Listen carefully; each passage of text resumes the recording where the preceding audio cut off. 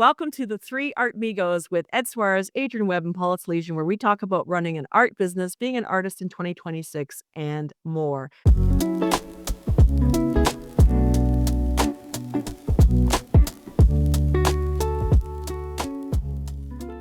Today, we are going to be talking about the behind the scenes stuff that happens in active and successful art businesses. Because I think I know there's a lot of misunderstanding from people who perhaps want to have a successful art business as to what goes on. So we're going to dispel a few of the myths, like you spend 80% of your time painting or creating your art.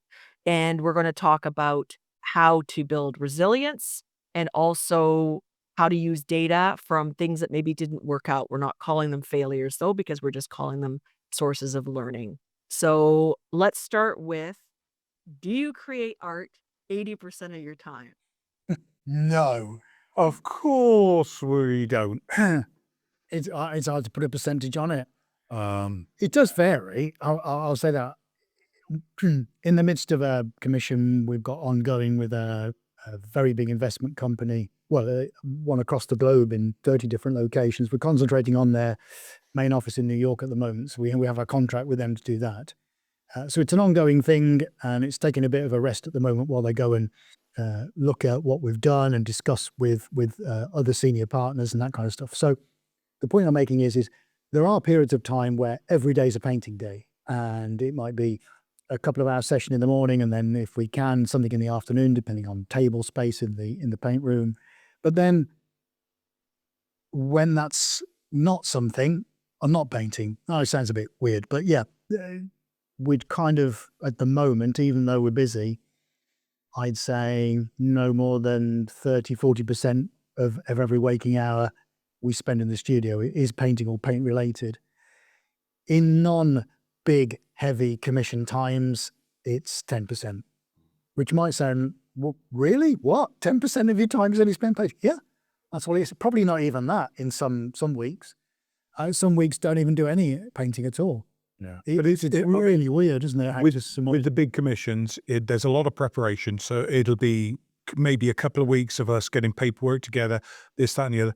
We'll go through the plan of action, canvas cutting, things like that, because obviously what we want to try and be is as efficient as we possibly can with canvas. So we'll say, right, okay, we've got these pieces, that pieces. What can we get from what's cut off this? What can we do with that? So on and so forth. Get those rolled up, marked, right? This is going to be this is going to be that. Then it'll be, okay, what kind of colors are we going to be using on base coats? Where are we starting with base coats? All that kind of stuff. So lots and lots of preparation, and then bam, go into it, and it'll be paint, and it'll be then 95% of the time painted. But it's because we did a couple of weeks worth of prep prior to going into that. But of an average, if there's a commission going on, obviously, as we have at the moment, it may be that the paint area is held up with that commission for a little while. So, and it needs to be, a little bit needs to go on, that needs to be able to dry. And then it'll be coming back in and doing something else, which then goes into everything else that goes on behind the scenes, which, there can be quite a lot to it, that's for sure. There's a lot of waiting time, isn't there? Yeah. Especially in terms of actual physical painting. So I need to get changed, I need to put a breathing mask on, get gloves on, that kind of stuff, get the room heated because it gets very cold in there, all that kind of stuff. But actually then going in and painting, isn't that huge amount of time. It's not like I sit there for 7 hours a day doing a landscape or something or other. I'm not. I know it's quite beneficial that a lot of the processes we've developed don't take a long amount of time. So let's just address that elephant in the room, because a lot of stuff I do is compared to a lot of people quite quick. However, it would be very easy just to fill up every day with 2 or 3 hours of painting 5 days a week. I could do that, but it wouldn't really have an end goal. We've got plenty of works of art available and always have got plenty available. And then there's all the commissions to do. But what you don't tend to see, and I think this is what we're relating to in terms of behind the scenes, is all the stuff, exactly as Adi says, it's the prep behind it. So the painting is the little tip of the iceberg, but underneath that, my God, there is so much to do. Always constantly so much to do. These days, we seem to be battling Microsoft with just getting Windows to operate. Yeah. And the amount of time, oh, there's another update for you, and suddenly your sound doesn't work, and then a monitor starts to flicker, and someone else has brought an update out because that doesn't work. And then after 2 hours on a Monday morning, getting your computer to actually stop steaming and foaming at the mouth to actually get to work so you can open a damn email, that kind of stuff. You don't tend to see that on social media because no one really wants to scroll through that. They just want to see pictures of lolcats and fast cars. Well, that's what's on my timeline. But the stuff that sort of filters in between the gaps, it just takes up such a huge amount of time. I don't actually know if it is possible to paint anymore in terms of time, because so much time seems to be taken up with just stuff. Yeah, but part of it, and again, there are going to be so many different parts to this for art and artists and creatives and so on and so forth.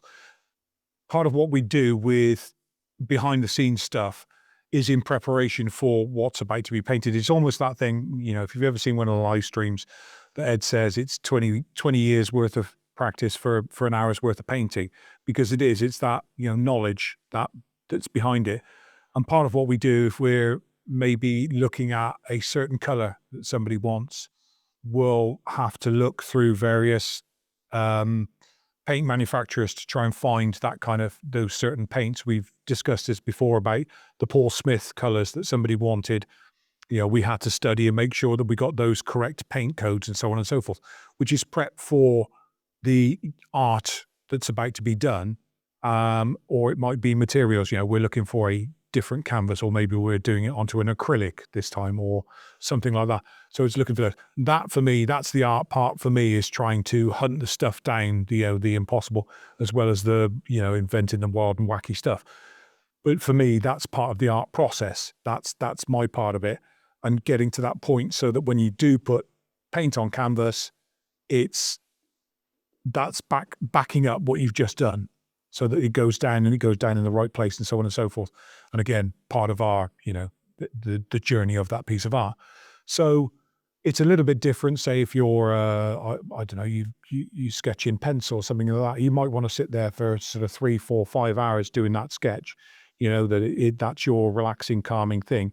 It's a little bit different here with what we use and how sort of noxious everything is. And, we have to go battle prepared, don't you? Basically, by putting on breathing apparatus, so on and so forth, gloves that melt, and, materials that go all over the place, fire extinguishers we've had to use before, that kind of thing. So it's a little bit different for what we do. We kind of do a lot more prep behind the scenes to get to that point, so that point is not necessarily the minimal amount of time, but that we can do it in the most efficient way, because efficiency is the key, isn't it? Because you don't because want to be in that hostility. Yes, it's a hostile environment. Yeah. And interestingly, non-painting related and non-material and non-producing related stuff. I don't know about anyone listening to this, but I tend to spend an increasing amount of time looking at numbers, predominantly around website, visits, crawl rates, URLs, speed indexes, all these kind of technical things, but also the data that you'll get fed in terms of stats. Who's watching, who's visiting, what are they looking at, how long have they spent online, what are my top performing pages, what are my underperforming pages, does anybody visit anything that's got red in it? If not, why am I painting a ton of red paintings? The data never lies. Numbers just don't lie. But unless you can get enough time to sit down and put your head inside them, how on earth do you ever know where you're heading, where you've come from, and most importantly, what maybe you should be doing by analysing the numbers and letting that pave a sort of path for you? And I'll give you, for example, we historically would always get more traffic to the site from America than the UK. And then European traffic is minimal. It's virtually nothing. And I don't think I've ever had visits from Italy and places like that. So I started to think, well, is it possible to get visits from these places? What's holding me back? Why is the site not visible in certain countries? And I won't go into reasons why now, but that's the kind of data you can get. And it raises questions. There may be ones that you'll never ever get an answer for, or maybe you can't actually make any inroads into solving them. But the one thing that numbers do is give you information. It's then up to you what you want to do with that. So I tend to spend a lot of my, not say downtime, but when I can squeeze an hour off here and there, or if Adrian's got something to bury his head into, I might go and just sit on the phone for a bit and go into my stats and just do Google Analytics. It can tell you frightening stuff. It's just incredible the depth you can go to and drill down in. So I like to look at that. Not that I'm a maths nerd. I don't have any qualifications in mathematics. It's not a strong point of mine, but they're very basic numbers. And I think if you just mash a load of buttons, it's quite staggering the amount of knowledge you can develop quite quickly about where you're at and what you're performing in. And on another numbers-based thing, the financials, it's something most people don't tend to talk about, but it's important when you've got bills to pay and you're earning a living from this. I have monthly accounts to do. That's true balance sheets, that's reconciling bank statements. Now over here in the UK, if you're a particular entity, starting in April, you have to produce that and submit it to HMRC, IRS in the US equivalent, the tax authority. You have to do that on a monthly basis. And if you're late, you're going to get a fine. So running a small business, anyone running a small business now has to produce digital format submissions every month to save yourself being fined. No one wants to get a fine. So that's coming in now on April the 1st. Well, there's another consideration. So I need a chunk of time now every single month where I have to do this. You know, in times gone past, I might wait a couple of months and then do the books, you know, that kind of thing, because it wasn't critical. It is now. Times they are changing and you've got to move with them. So now I have to have a discipline every month to do that.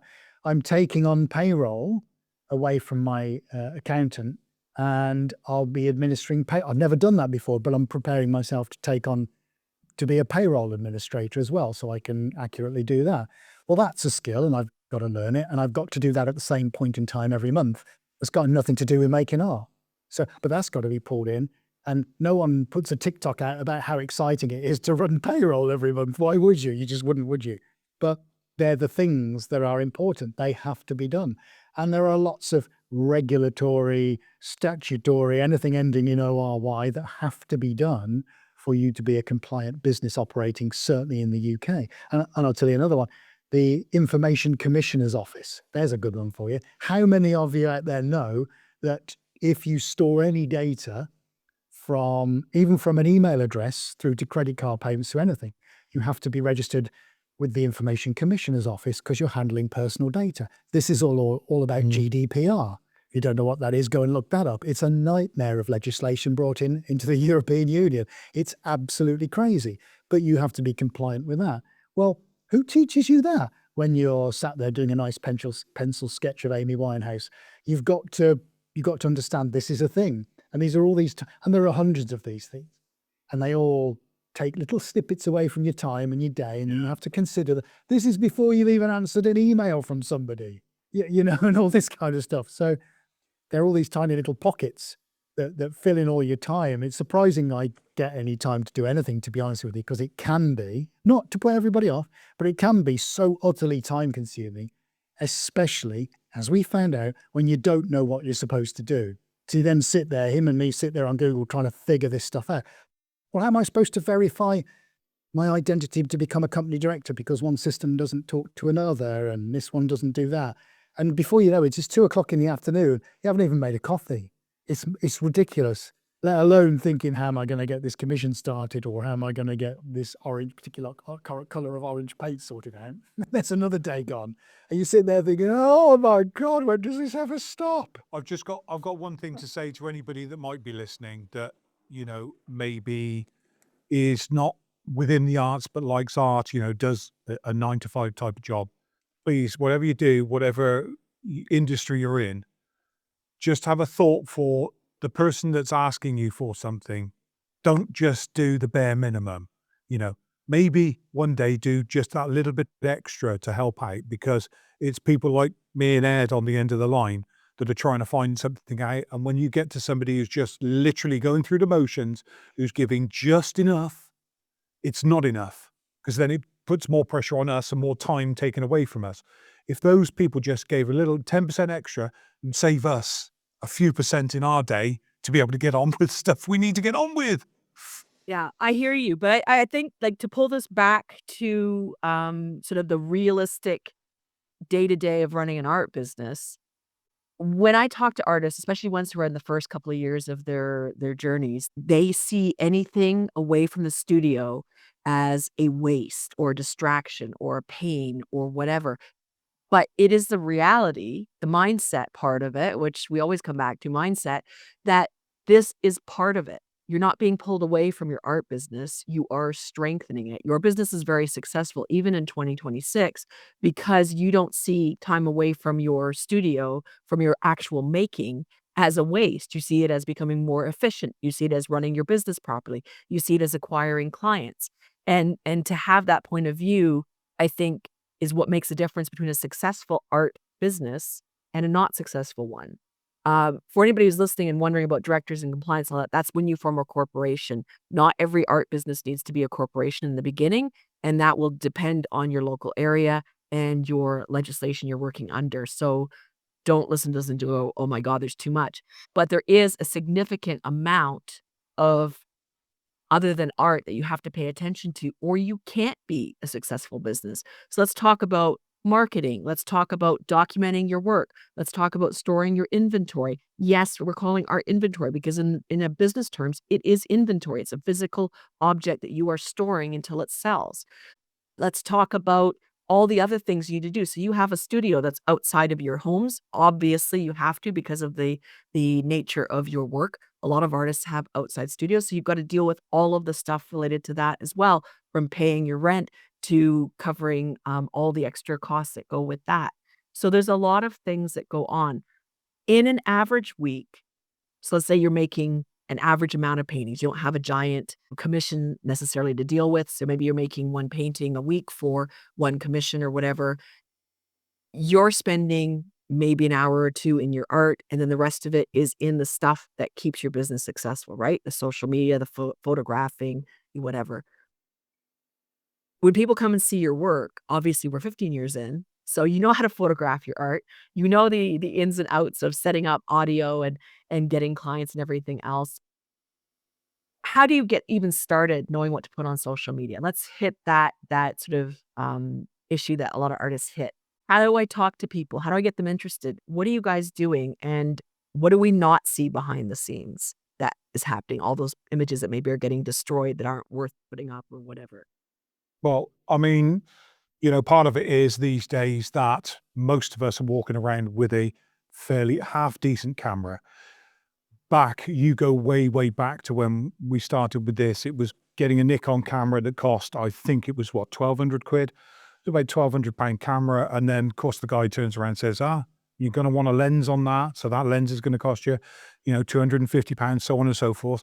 Okay. The great thing was it was a digital camera. You go back again. My dad used to do photography, and that was that it had film in. You'd have to get that film developed, so on and so forth. So at least we were at the point where it was digital and you had it on a card and you could pop it into a computer and you could go through those and go, right, that's a good picture. That's about, yeah.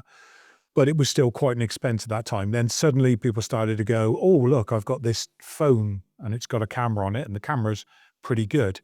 Now, we still, we had sort of like the first iPhones and we weren't using those for photographing. We were still using the Nikon.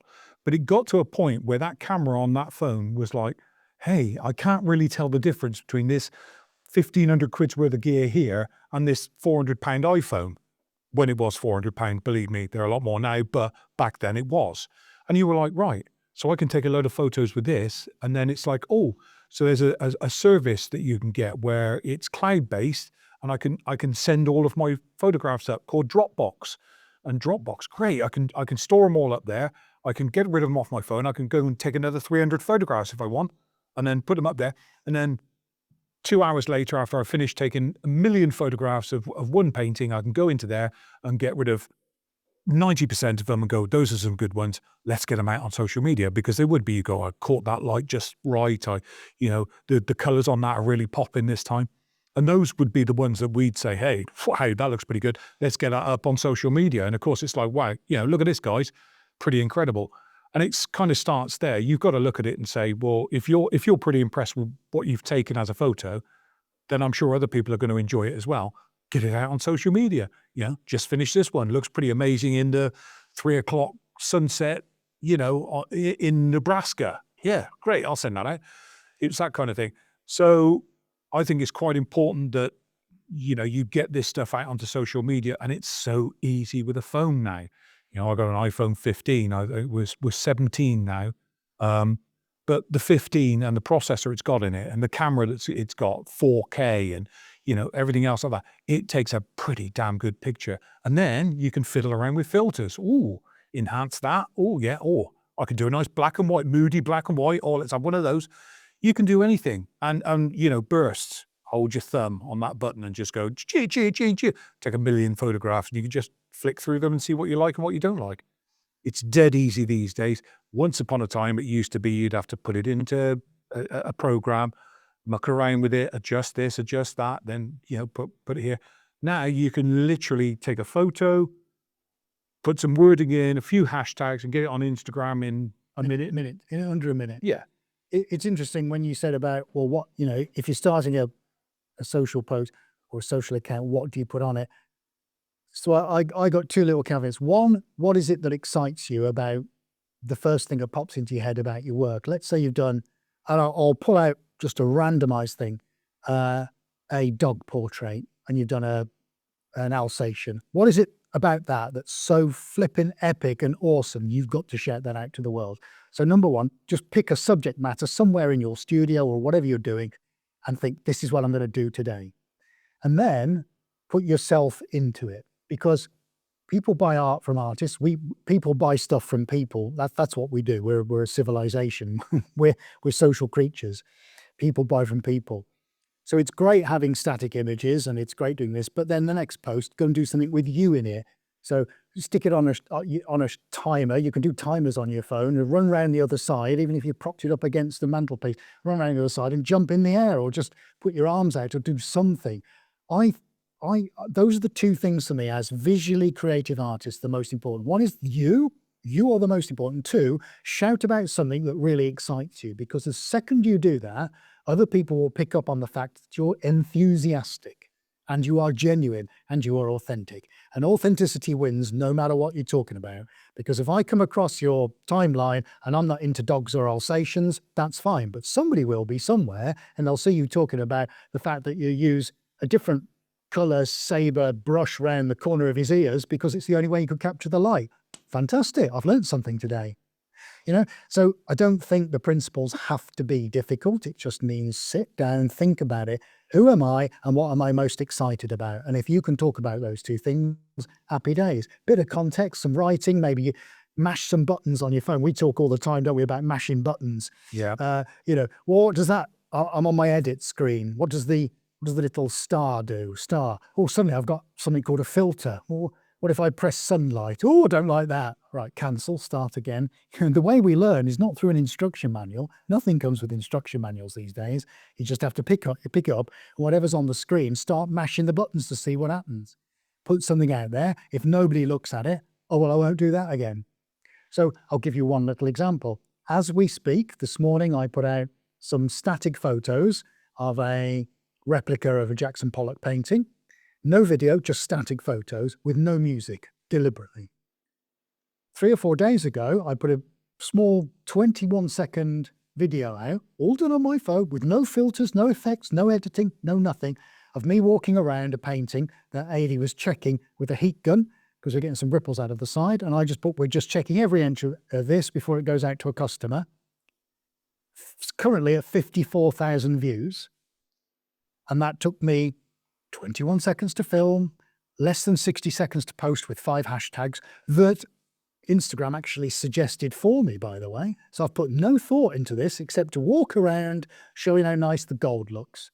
So why? That got 54,000 views so far in under a week. And the static photos have got 1,200. Obviously, I wanted to put the photos out because it's important to document the timeline, but that's the difference. I'm excited about both of them. But what does that tell you about static images and moving images? There you go. We can do both, can't we? One's probably going to get better views than the rest. So use the video function on your phone in portrait mode and go and walk around something. But, please, people, come on. keep your hand reasonably steady. You know, if you're going to open a door, don't point the phone down at the floor and go, oh, I can't open the door. No one's going to watch that. Let's be sensible here. But you can even use your phone to just crop the little bits out you don't like. It's really simple these days. The tech's there. Use those two ideas, and before long, honestly, you will build a following. That's how it works. People will enjoy what you're putting out as long as you just think about it. Now, one top tip for you. Think like a 6-year-old. Now, I've got kids, and say when TikTok was first about, and I'm like, I don't know how this works. So I got my son to show me, 6 years old, how TikTok works. Oh, you do this and you do that. And I was like, oh, right. Now, I kind of sort of said to him, well, how do you know? He said, well, I just kept pressing buttons until things worked. So it's one of those things. Think like a 6-year-old. Just keep mashing buttons. It's not like it's suddenly, oh my God, this is going to explode. It's not going to explode. You're not going to do any damage by just pressing buttons. You might delete maybe a text or two, or a photograph you didn't want to delete. But hey, guess what? This, you can recover deleted things from the bin for up to 28 days. I think so, yeah. So you think, oh my God, I just deleted 85 photographs I didn't want to delete. Restore it. Just like you would with a PC. You've got a rubbish bin on there, a recycle bin. You can take it back out again.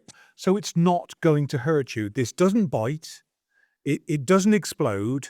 And, you know, it's not going to, you know, suddenly run off with milkman. So it's not a problem. And I think a lot of people get hung up on the fact that it's like, oh, it's technology. I don't know what to do with it. Yeah, all the time. Most of us don't know what to do with it until we start mashing buttons, pressing things. You're never going to know what it does unless you start pushing buttons. And I say it's, you know, it doesn't matter. And, you know, oh, you know, I'll be a failure if I don't know how to do it. Well, again, there are so many people out there who've done it before. Perhaps you go to somewhere and say, how do I do this? And how do I do that? You know, Google's a wonderful thing. It'll tell you lots and lots there. And that's the thing I think that a lot of people, it holds them back. Is then, you know, they're afraid because of that failure. Oh, I'm going to fail at doing something. Well, we've all been there. Me and Ed have been there so many times with the behind the scenes stuff going, how do I do this? How do I do that? I wasn't born a video editor, but I can edit videos now.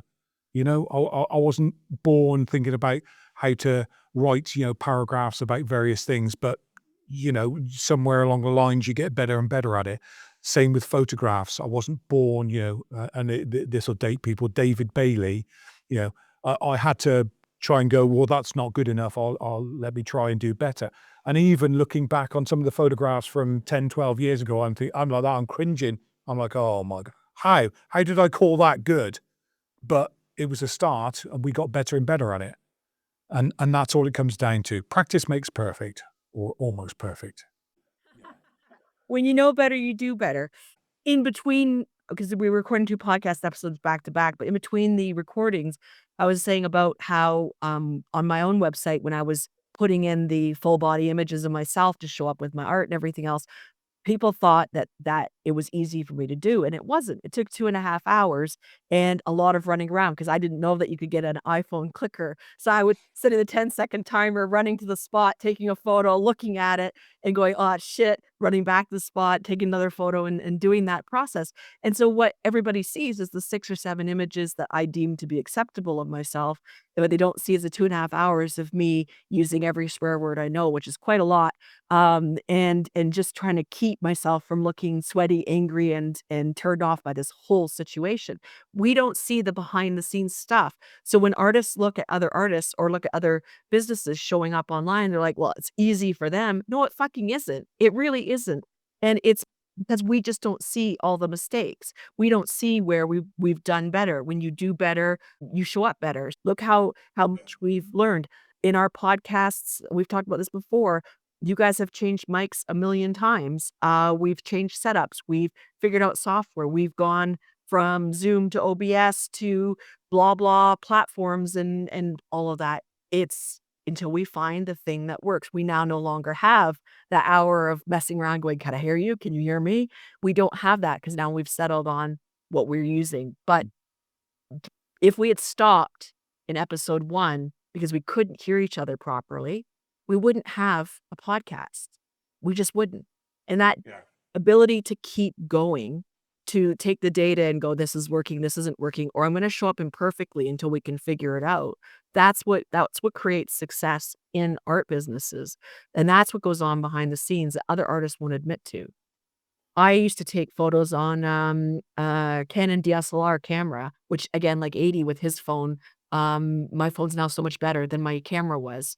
But before I had that camera, I used the shitty, phone, whatever it was I had back then, to take the photos. You up level as you can, and you show up as you do, and you just improve as you go.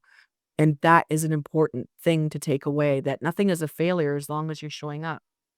The enthusiasm, though, I think that this is an important thing to address. When Ed was saying, like, if you make something and you're excited about it and you share it, somebody will like it.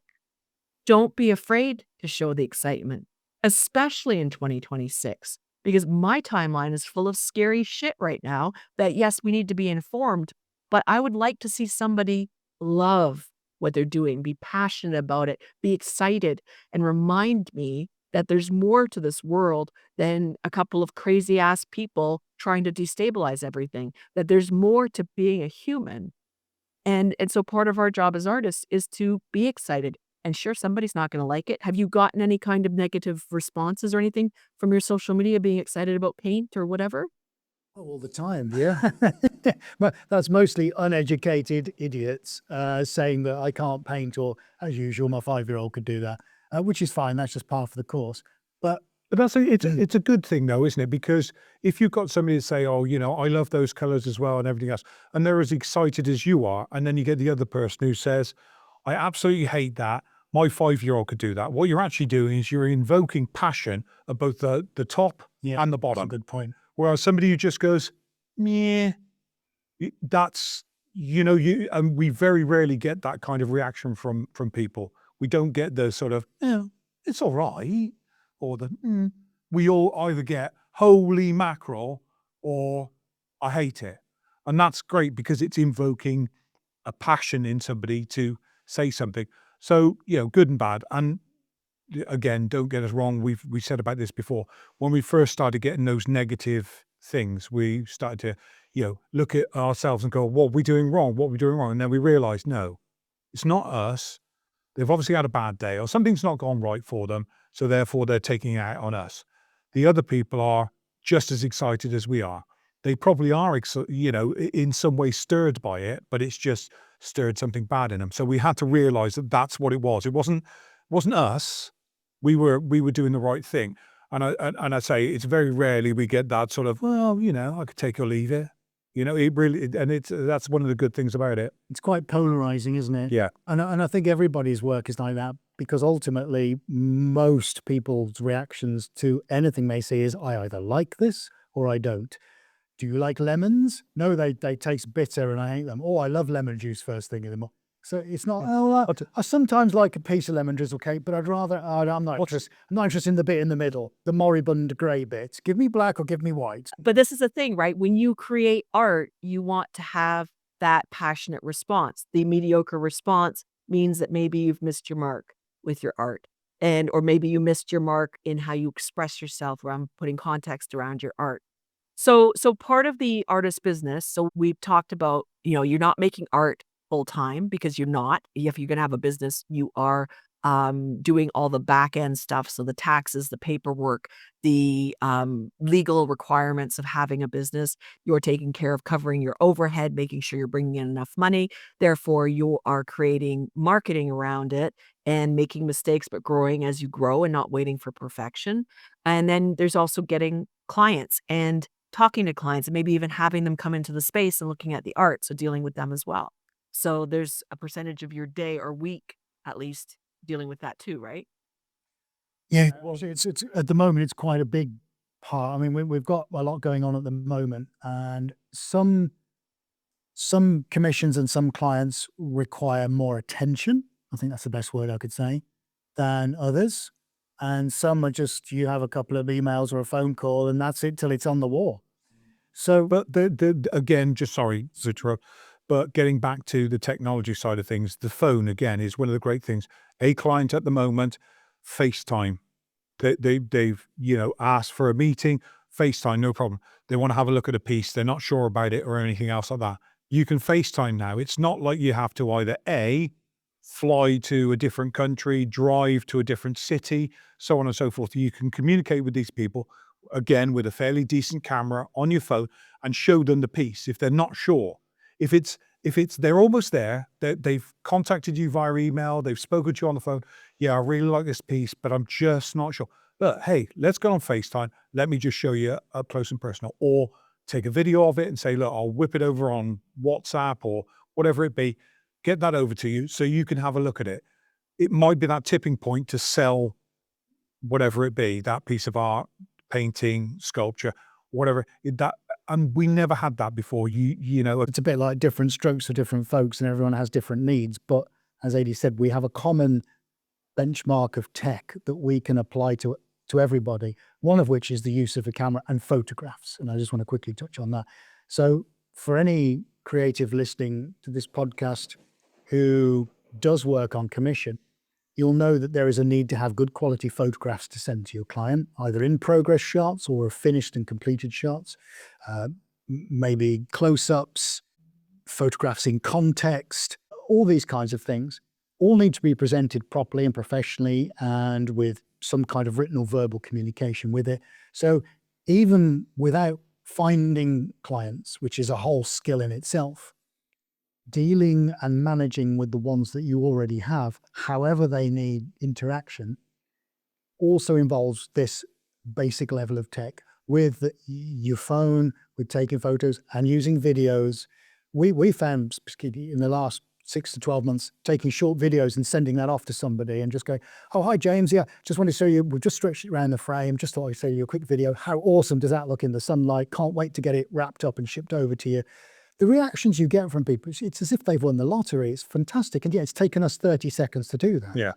It's such a powerful tool, and we all should be using it an awful lot more. And there's nothing to be scared of, because you're not sending this stuff to the outside world. It's that personal exchange of human behavior between you and a person paying you money. There is no greater delight in telling somebody how awesome something is you've created for them. And yet I know a lot of creative people don't utilize this for whatever reason. As Adi says, there's no excuse to not doing it now. Take the barriers away. Just talk to the damn people. That's all they want to know is how's it coming along?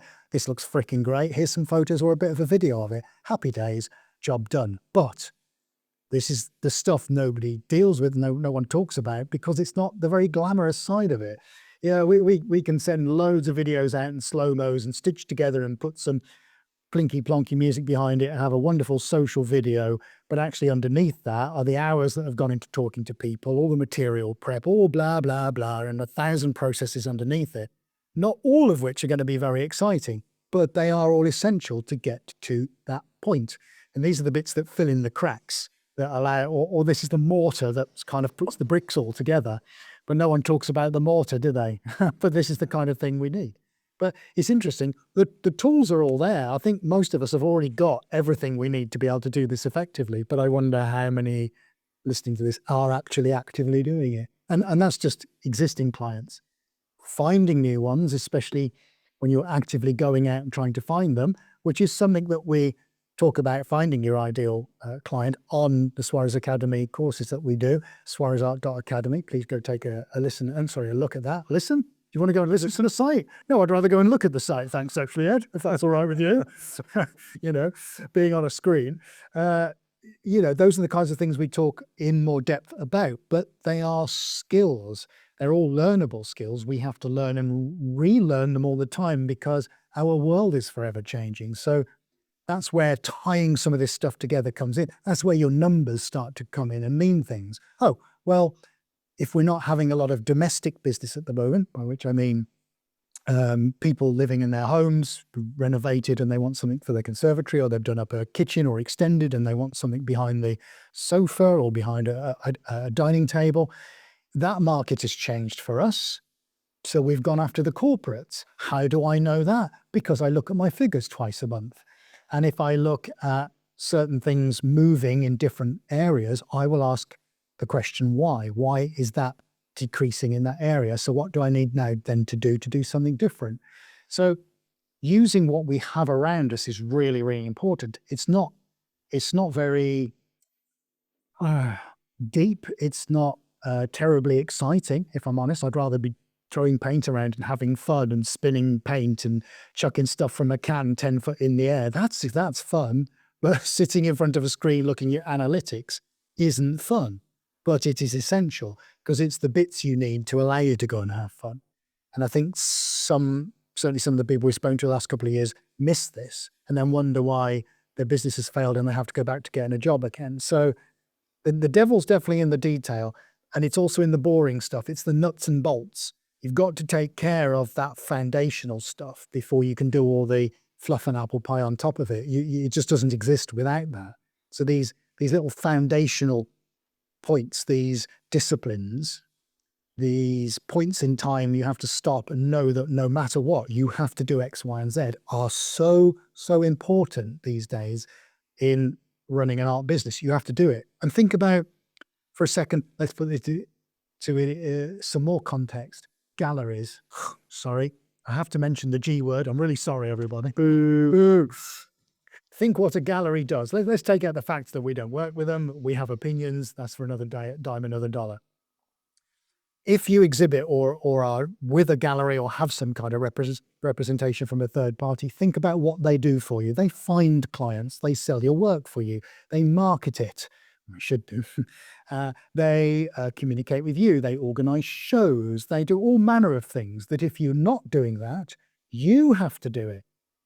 They've got their own books they have to manage. They've got X, Y, and Z. They've got payroll to do. They've got to keep the lights on. They've got rent to pay. So they have the similar things that we have to do here, but we do all that in-house and we do that between us. So if you're going to do the same, if you're going to take on what a gallery does and do it by yourself, which you can do, by the way, you don't need a gallery to be successful and you never will do. You can do this by yourself. Then you have to be prepared to take on what they do, but keep the percentage that they would take.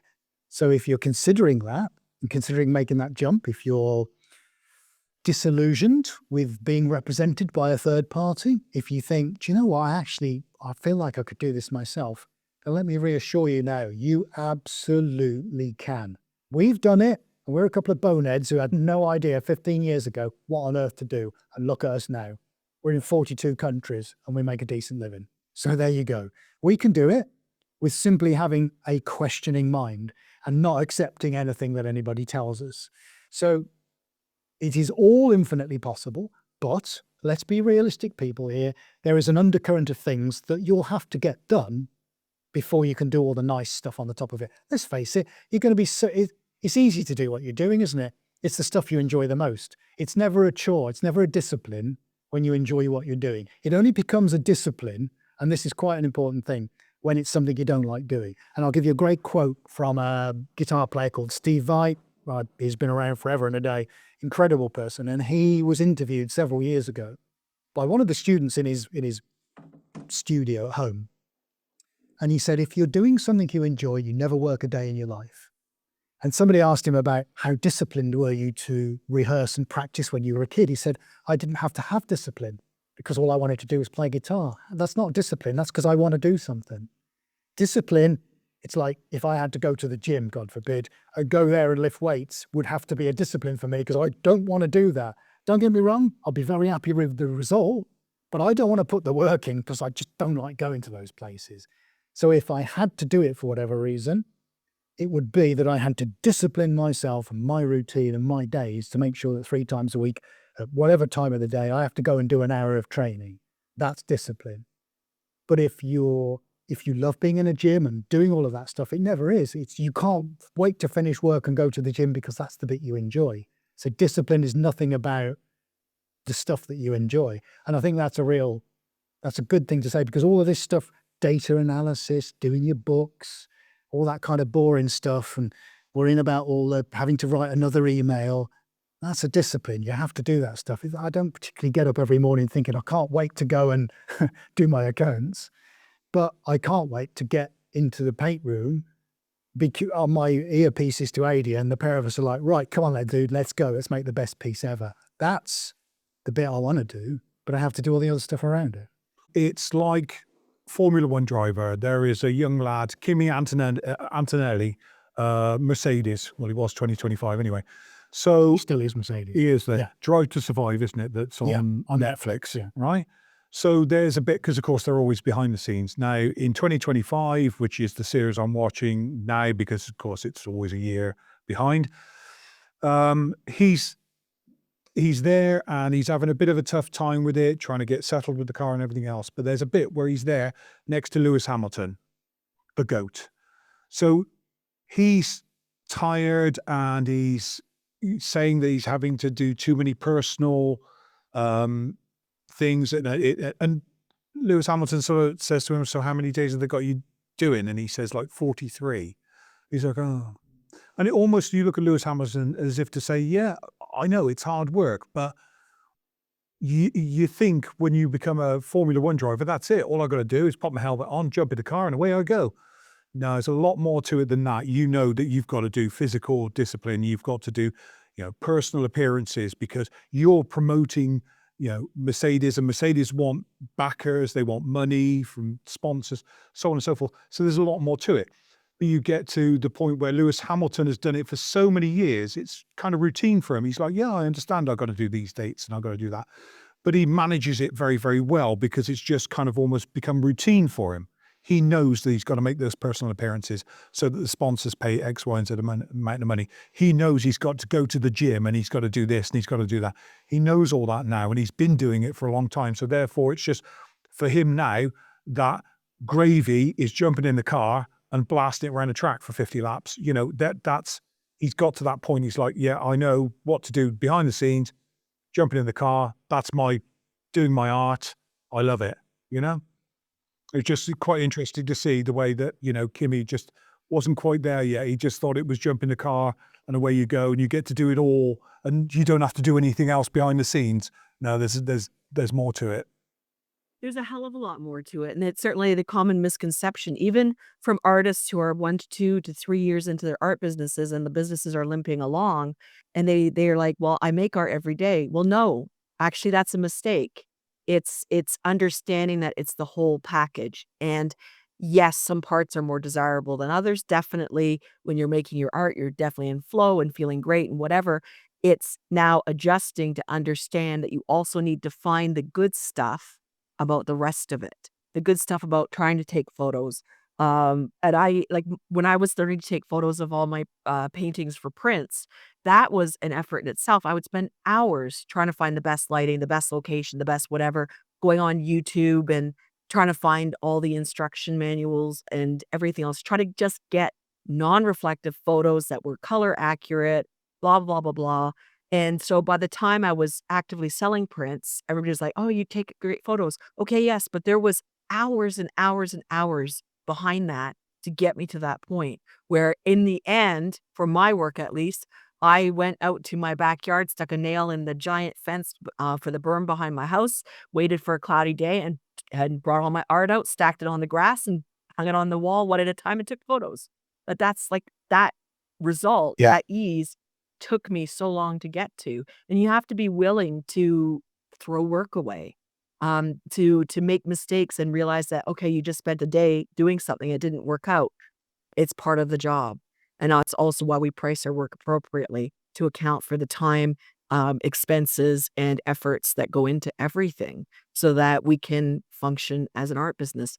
Every business expects this level of other stuff, whether you're selling light switches or coaching or websites or whatever, every other business, discipline, industry, whatever you want to call it, expects to have to do this work. Artists seem not to. And I think it's because we romanticize, which is great. I love the romanticizing of things and the wanting to do art because it's your calling and everything else. But we romanticize it to the point where it feels like anytime you're not making art, you're wasting your time, or it's time to grumble or be miserable about it. Find the good stuff. I love taking photos of my art. It's documentation. It's an important part of going through the history. I just went through several years of my pieces as I was sorting out my hard drive over the weekend, and it was great. I was so happy to have the good and bad photos to look back on and to remember the journey that I took in at that time. And these are important things to have. The records of the clients, so you can go back and maybe you're a little bit slow, your business is running a bit slow. Go and contact people who've already bought from you and zhuzh them up a bit and get them excited and maybe sell some more work to them, right? Having that stuff, the records, the ability to go back and reinvigorate relationships is a good thing. All of this is a good thing. If you want a successful art business, you have to be prepared to do the other stuff, as every other business owner does. Art businesses are no exception at all.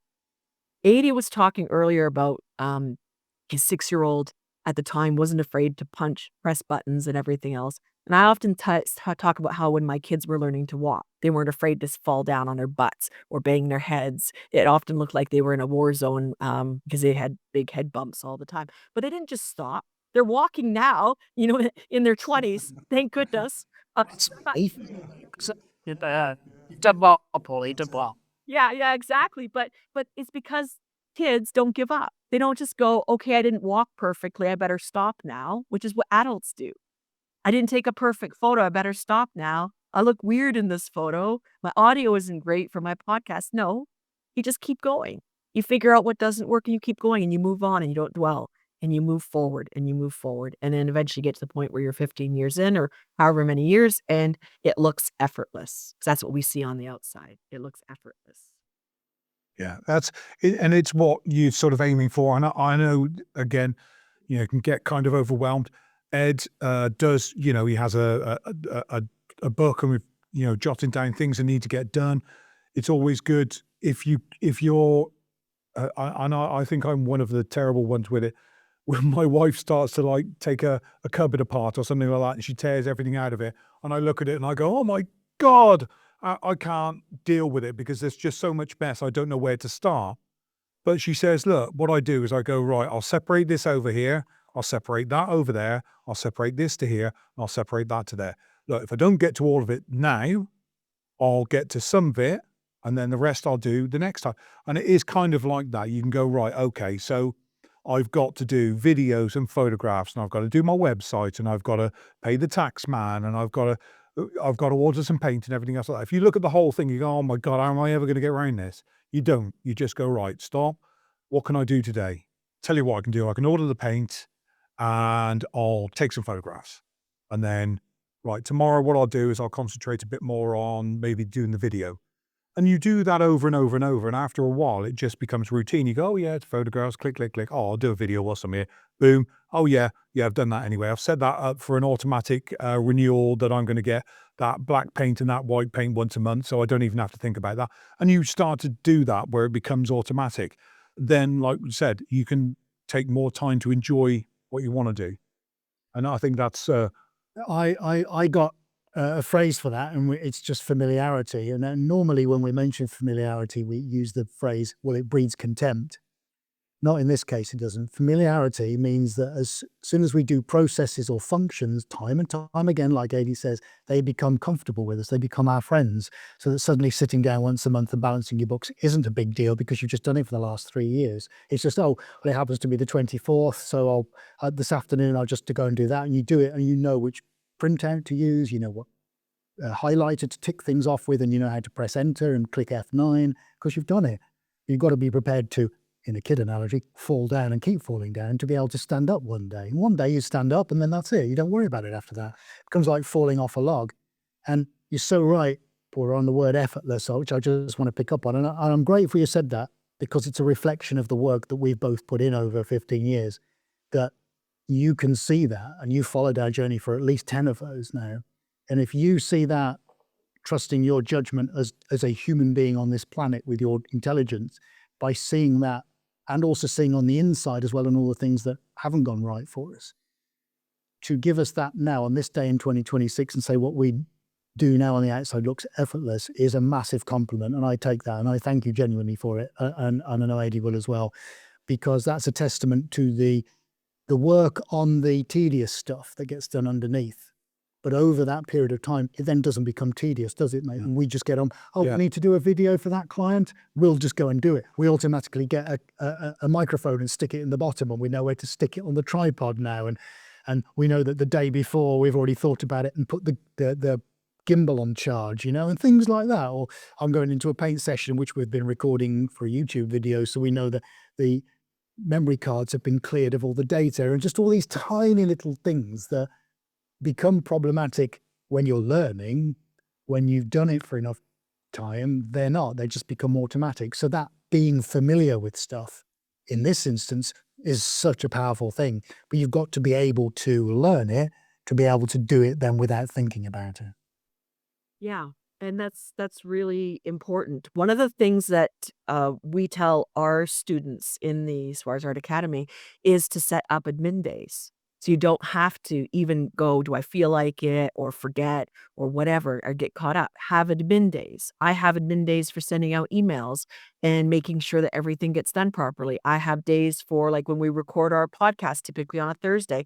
I edit on a Friday. They go out Friday night, my time, Saturday, UK time. Like, these are days that are set. I don't have to think about it. Oh, it's Friday, podcast editing day. Easy peasy. So setting up those days may feel limiting, but they're actually freeing, because you never have to wonder what I should be doing. You never lose the track. So you said 24th do your books. So you set that up, right? Whatever day of the month, even once a month or once a week or whatever, set those days up, put them in your calendar, and just go and do it. And don't wonder if you should or shouldn't, or I don't feel like it. Just do it, because the just doing it is cumulative. You're taking a step forward and getting to the results that you want to get. You don't build a body of work in a day. You build it over time. You don't build an art business in a day. You build it over time. You don't build an audience in a day unless you go viral for whatever, but generally you don't. And so you build it over time. So doing that makes it easier. So using your calendar, whether it's a Google Calendar, Apple Calendar, whatever. I live and die by my calendar. If it wasn't constantly dinging at me, I would never know where to be. Do I know it's Thursday today? Only because we're talking. But generally, I just know I have an appointment right now. I don't need to worry about what day of the week it is. My calendar just dinged at me. Use the tools that you have and make it easy, because then you can say, okay, if I'm busy on these days, I know that Tuesdays are art days, or Saturdays are art days, and Wednesday mornings are try to get new clients days, or whatever. Set that up for your success and check your calendar the night before so you're prepared. So that if you have an early morning, you can be ready for it because you psyched yourself up the night before. If you have meetings that you need to do with clients, and maybe you're nervous about it, you can spend a little bit of time researching them so you can show up and know them. And I've seen how positive it is when you show up with data about somebody and then say it, and they're really impressed that you know them. It makes that little bit of difference. So set yourself up for success by just accepting that an art business is maybe 30% art making and 70% everything else to make the art making happen. Yeah, completely agree. Completely agree. The last thing I want to address is just having people allow themselves to show up imperfectly, because not everything will land well. And if you produce enough content, if you produce enough art, you know that some pieces just won't work, and it's fine.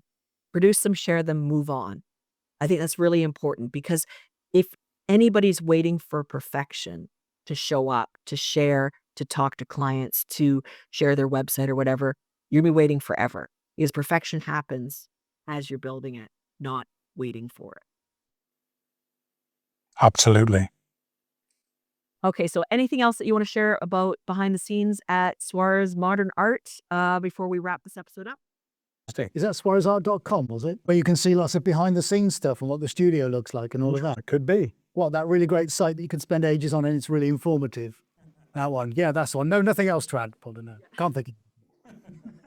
No, just to say that, I will say that, just going back to, sometimes you can actually find behind the scenes, you can find fun stuff. There are one or two things that we have a bit of a laugh and a giggle about, behind the scenes as well. It's not, was it all work and no play makes Jack a dull boy? So we do sometimes have a little bit of fun behind the scenes as well, which I think again helps, because there is quite a lot behind the scenes, like we said. So I think that will always try to help, is, make it a little bit fun. like I say, if it's something you don't want to do, just, I mean, even if it was saying sitting down, doing the books once a month, perhaps you go, do you know what? That day, I'm going to indulge myself in that chocolate bar that I don't allow myself for the rest of the month. On that day, whilst I'm doing the books, I'm going to get myself a chocolate bar, or I'm going to get that, like half a dozen donuts and, a coffee, that kind of thing. Give yourself a little bit of an incentive to be doing that. And that always works, so slyly treat yourself to something, Yeah, the rewarding the inner child, I think, is important because there is a part of us that is still that kid that wants to go and play. And if you are constantly not rewarding yourself, I think that is also problematic. So yeah, so whatever the reward would be, go and allow yourself because every time we show up, even if it's imperfectly, every time we do something that moves us forward personally or professionally, we should feel good about that and we should celebrate that. And whatever that celebration looks like, we should be having fun. If we weren't having fun at all, then you can go off and get a job or or something, sling fries at McDonald's or whatever, and do that. We're artists because there's a fun aspect to it. There's a delight in releasing work out into the world and sharing it and, maybe having an impact in some way, shape, or form. So, I think that's a really good point, Adie, to have fun and have the reward and do the thing that needs to be done. So the reality is that there's a lot more to art businesses than what you see online. And Yeah. remember that we see the highlight reels and experience everything ourselves. We see other people's highlight reels. So that's really critical. And every single business around has to do the shit they don't want to do. So find a way to make it happen and find a way to make it easy and do it. Just do it. Just do it. Just do it. I think we're gonna be sued by Nike now, but Yeah, wouldn't be the first time. Wouldn't be the first time. oh no. Okay, so that wraps up this episode of the Three Artmigos, and you can follow us on Spotify, Amazon, Apple Podcasts, and wherever your favorite podcasts are found. Also, check out Ed and Adie's website at swarezart.com. That's Swarez with an SW, but I'll put the link in the show notes. You can also find us at swarezart.academy. And of course, subscribe, like, and share this podcast with your other arty friends who maybe are struggling and wondering what they're doing wrong. And hopefully, these little nuggets of gold that we share will help somebody who might be thinking maybe it's time to pack it all in. Don't pack it all in. Change your mindset, make things easier for yourself, and know that we all go through this, even if it doesn't look like it.